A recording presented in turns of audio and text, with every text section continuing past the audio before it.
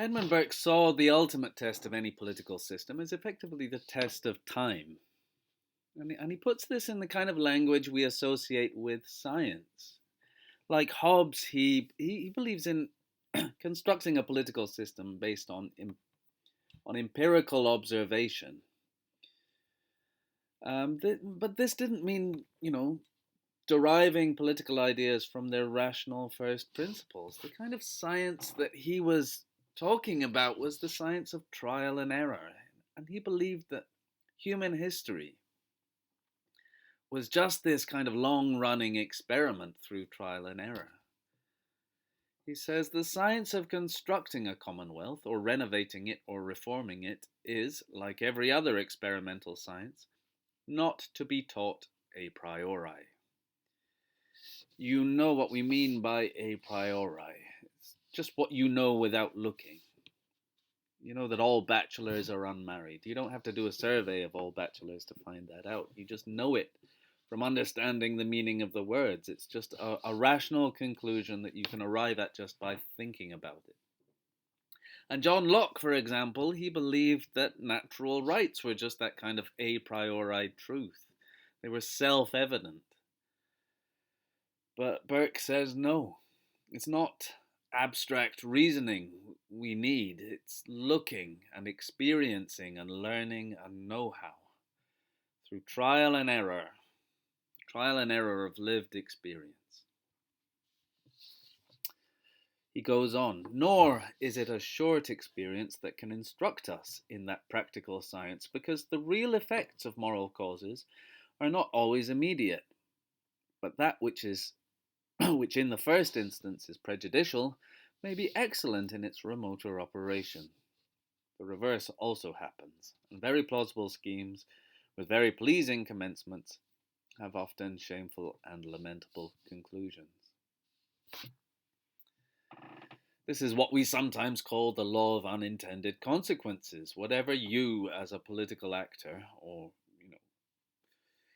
an activist or a politician, whatever you do, society is always smarter than you are, and it's always, it always has things in store that you haven't considered. And when you try to redesign society on rational first principles, all you're doing is getting rid of a lot of the detail that you need in order to make the right decision. These things we call natural rights are, for Burke, not really anything we can use to base a good society on, because they're just simplified models, and society's much more complicated than that. When the American founding fathers sought to found a state on the idea of natural rights, what they were actually looking at, what they took to be natural rights, were not some innate idea, Burke says, that had been pre-programmed into them by, pre-programmed into humans by nature. What they were actually looking at was a traditional way of thinking that had become so ingrained that they no longer recognized it as such. But it was not natural. It was man-made, but it wasn't made by any identifiable individual or group, and it wasn't made once and for all in one historical moment, but instead it develops slowly over many years through the course of human history. Burke believed that rights are inherited, not derived from reason. We inherit our rights from our forefathers. He says, you will observe that from Revolution Society to the Magna Carta, it has been the uniform policy of our Constitution to claim and assert our liberties as an entailed inheritance derived to us from our forefathers, and to be transmitted to our posterity, without any reference whatsoever to any other more general or prior right. By this means our Constitution preserves a unity in so great a diversity of its parts.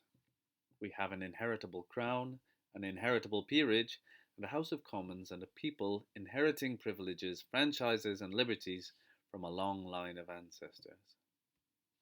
That, Burke says, is where we get our rights from.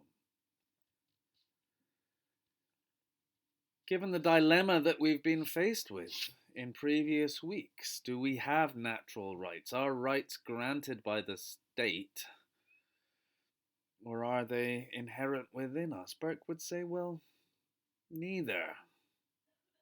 There are no a priori natural rights that come before man-made laws. But it's not just the will of a single sovereign that decides what is right or wrong, legal and illegal. Rights come from a long line of ancestors that are greater than any single individual or any single moment. And it's that tradition that you can refer to in order to judge the decisions of the king as right or wrong, legal or illegal. So you can make moral and legal judgments about sovereign power. You can hold it accountable. It's not that the case necessarily that, as Nixon said, if the president does it, it's not illegal.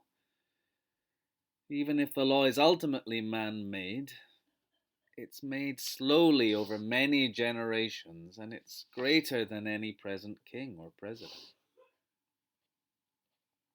And in that way, Burke meets the revolutionaries head on and plays them at their own game. He's using the same kind of terminology, but puts it to very different uses. And likewise with the idea of the social contract. He doesn't exactly dispense with the idea, but he adapts it, he extends it, and he uses it for his own purposes. He makes the social contract transgenerational. He extends it through history. He says, society is indeed a contract. It is a partnership in all science, a partnership in all art, a partnership in every virtue and in all perfection. As the ends of such a partnership cannot be attained in many generations, it becomes a partnership not only between those who are living, but between those who are living, those who are dead, and those who are yet to be born.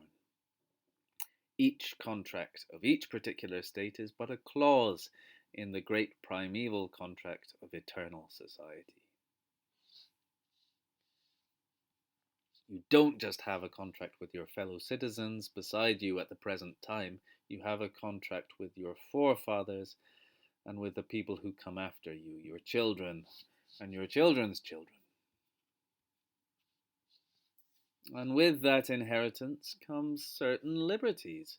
Burke was not against liberty as such. He believed in the liberties that were part of the tradition handed down, but with that, and in some ways a necessary precondition for those liberties, is a certain restraint on liberty. He says, government is a contrivance of human wisdom to provide for human wants. Men have a right that these wants should be provided for by this wisdom. Among these wants is to be reckoned the want, out of civil society, of a sufficient restraint upon their passions.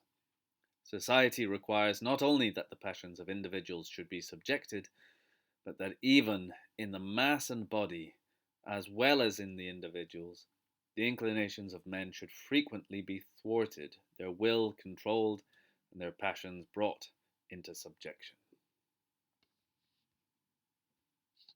He elsewhere says that he believes in a manly kind of liberty. He likes liberty, but not the girly kind. I don't know quite what he means by that, but certainly the liberties that were being bellowed for on the streets of Paris and elsewhere in France, he believed was, a kind of licentiousness that he didn't want. He wanted restraint. He wanted civil liberties rather than the kind of liberties against civil society he saw in France of his day.